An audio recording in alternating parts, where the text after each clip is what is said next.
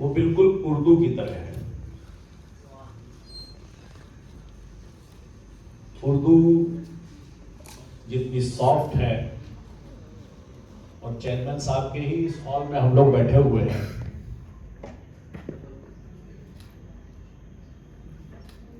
तो उनका व्यक्तित्व निश्चित रूप से प्रभावित करता है।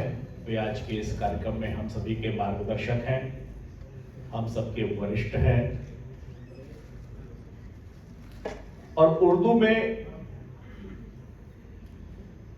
भारत में ही उर्दू है।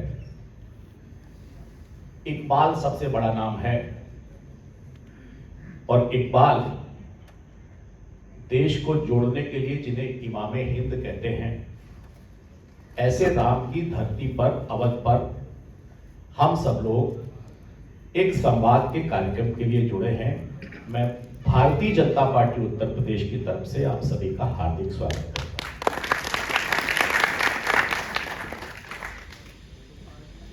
कार्यक्रम बहुत अभिनव है, क्योंकि संवाद ही वह चीज है, कम्युनिकेशन ही वो पावर है जो लोगों को कनेक्ट करता है। जो संवाद है वो जब बढ़ता है तो वो सामंजस्य बैठाता है। जब सामंजस्य बैठता है तो लोगों में समन्वय बैठता है, और जब आपस में समन्वय बैठता है तो सब एक दूसरे का सहयोग करते हैं, और जब सब एक दूसरे का सहयोग करते हैं,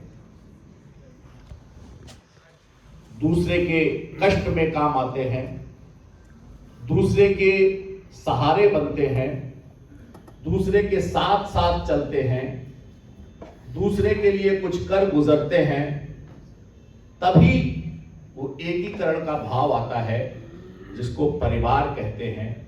और इस परिवार को बनाने के लिए आवश्यक है कि यह संवाद की श्रृंखला पूरी ईमानदारी के साथ हो। भारतीय जनता पार्टी के बारे में एक सामान्य दृष्टिकोण है। भारतीय जनता पार्टी का हवा हम कान से सुनते हैं, मुस्लिम समाज कान से उस हव्वे को सुनता है, लेकिन मित्रों, कान के ऊपर आंख होती है, और आंख से जो दिखता है वो सच होता है। मैं भारतीय जनता पार्टी की बात करना चाहूंगा तो भारतीय जनता पार्टी के शिखर पुरुष श्री अटल बिहारी वाजपेयी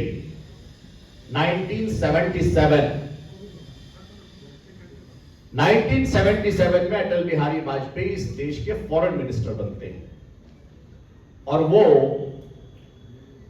योजना लाकर नौकरी का वीजा शुरू करते हैं 1977 में। हम 1947 में इंडिपेंडेंट हुए थे। इतना लंबा वक्त मुसलमानों की समस्या के समाधान के लिए किसी और राजनीतिक दल के मन में क्यों नहीं आया, यह प्रश्न तो हम सभी के मन में कौंधता ही होगा।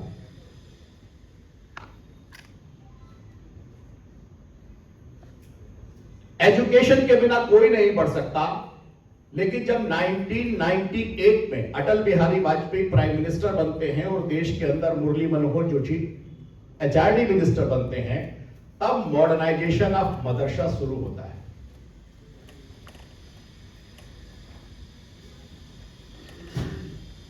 2018 के आसपास मुस्लिम आबादी की सबसे बड़ी सामाजिक समस्या 3 तलाक की समस्या के समाधान के लिए अगर कोई प्रयास करता है तो उसका नाम नरेंद्र दामोदर दास मोदी होता है।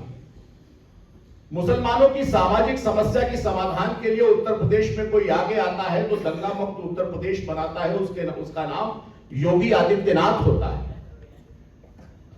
समस्याएं थी, लेकिन समस्याओं के समाधान के लिए ईमानदार प्रयास नहीं हुए, और जिन्होंने किए वो भारतीय जनता पार्टी ने किया। मैं तो लखनऊ का रहने वाला हूं, मुझको लगता है कि 18-20 साल हुए होंगे लगातार शिया और सुन्नी समुदाय एक दूसरे के विरोध में खड़ा था, जुलूसों पर प्रतिबंध था, और जब जब स्थिति आती थी तो इस लखनऊ में गोलियां चलती थी, लखनऊ में कर्फ्यू लगता था, लखनऊ में मकान दुकान आग लगाए जाते थे, आपस में लड़ते थे।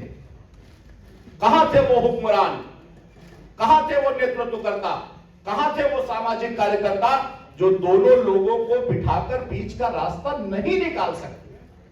क्यों नहीं निकाला? अगर उसको निकाला तो भारतीय जनता पार्टी की सरकार बनने के बाद अटल बिहारी वाजपेयी और लालजी टंडन जी ने दोनों को बिठाकर निकाला। जब तक समस्या का समाधान नहीं होगा, जब तक रास्ते में पड़े हुए कटीले कांटे नहीं हटाए जाएंगे, तब तक हमारी रफ्तार तेज नहीं हो सकती।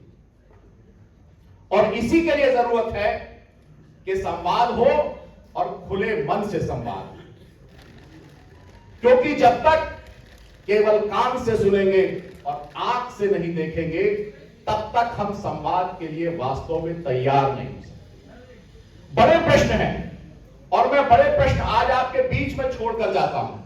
कभी विचार कीजिएगा, राजनीतिक दल अलग है लेकिन सामाजिक जिम्मेदारी हमारे पास है। उत्तर प्रदेश को देखिए, उत्तर प्रदेश में अखिलेश और मुलायम सिंह ने कितने दिन शासन किया? Not more than 20 years. लेकिन इन 20 सालों में ईमानदारी से बोलिएगा कि इस उत्तर प्रदेश का यादव समाज सामाजिक रूप से, आर्थिक रूप से, राजनीतिक रूप से, मनोवैज्ञानिक रूप से, आर्थिक रूप से खड़ा हो गया कि नहीं खड़ा हो गया? हो गया खड़ा। मायावती के बनने के बाद लगभग 15-16 साल के वक्त के में इस उत्तर प्रदेश का दलित सामाजिक, आर्थिक, राजनीतिक, शैक्षिक, मनोवैज्ञानिक रूप से खड़ा हो गया। उसमें परिवर्तन आ गया। लेकिन कभी यह सोच के देखिए,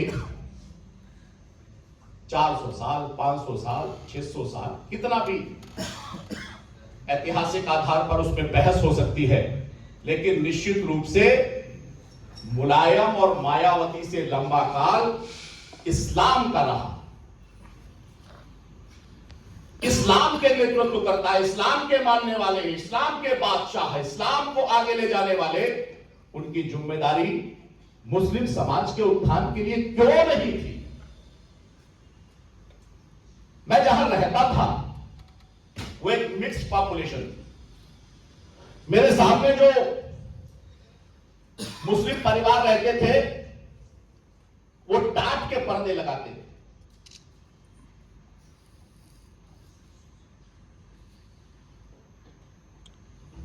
शौच के लिए बाहर जाया करते थे गोमती के किनारे।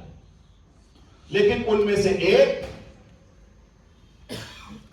1977 के बाद जब अरब गया तो उनके हालात बदले। ये आपकी देखी हुई सच्चाई है और इसे कोई भी देख सकता है।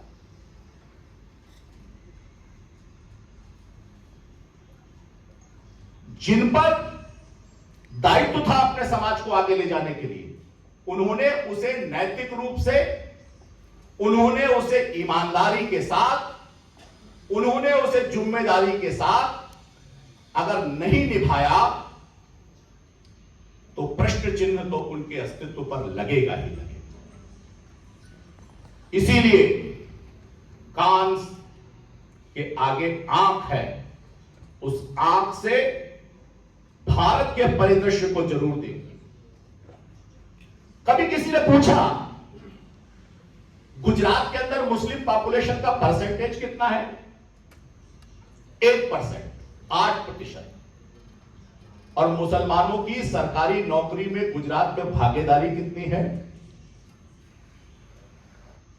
Near about 8%। बंगाल में कितनी है? बिहार में कितनी है? उत्तर प्रदेश में कितनी है? इन सारे राज्यों में 2% से कम भागीदारी है, जबकि पार्टिसिपेशन ऑफ पॉपुलेशन उससे 2 गुने से भी ज्यादा हर कहीं पर है। So where is lag sir? ये लैग कहां है? ये विभाजन कहां है? ये दूरियां कहां है? हालात पर, जमीन पर इसका असर उन लोगों ने क्यों नहीं निभाया जिन्हें मुस्लिम समाज ने अपना रहनुमा।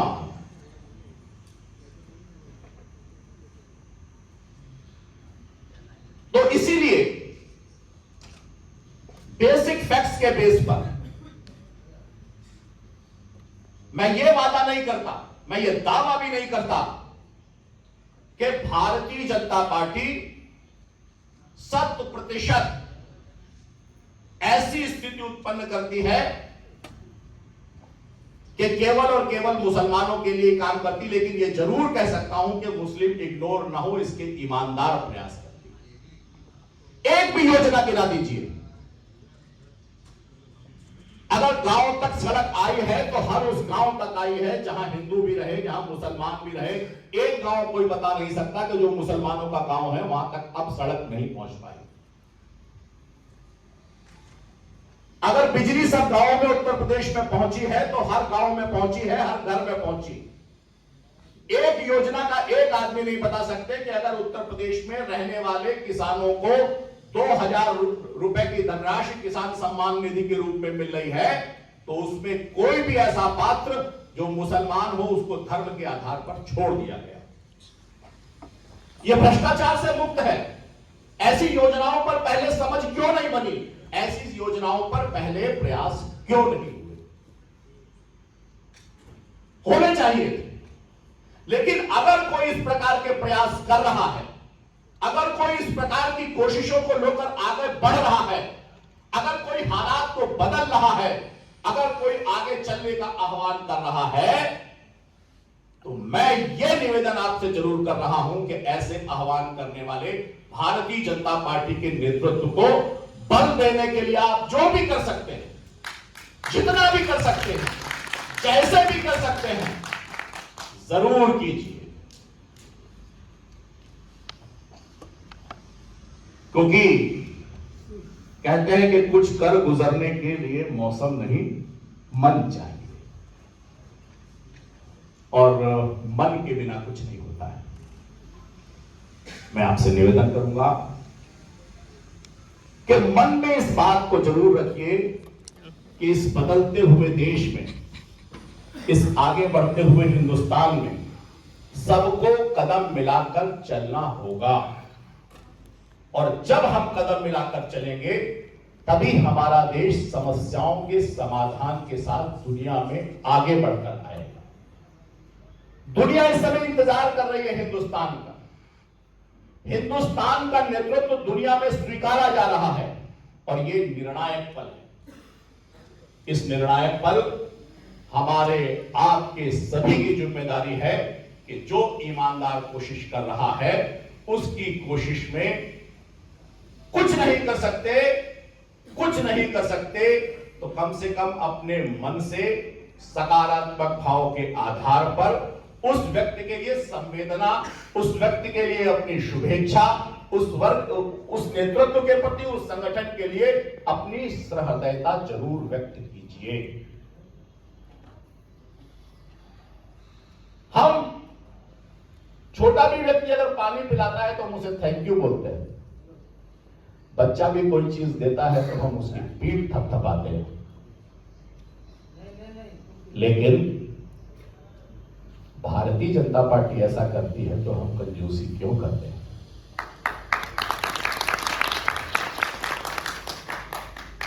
दिल बड़ा कीजिए, और दिल बड़ा करेंगे, आप बड़ा करेंगे तो सामने वाला भी दिल बड़ा करेगा। कुछ चीजें अपभ्रंश हैं, कुछ चीजें वो नहीं है जो बताई जाती हैं, कुछ चीजों के बारे में वो दृष्टिकोण अलग है, वो सच्चाई अलग है, लेकिन कहीं दूसरी बातें जाती हैं।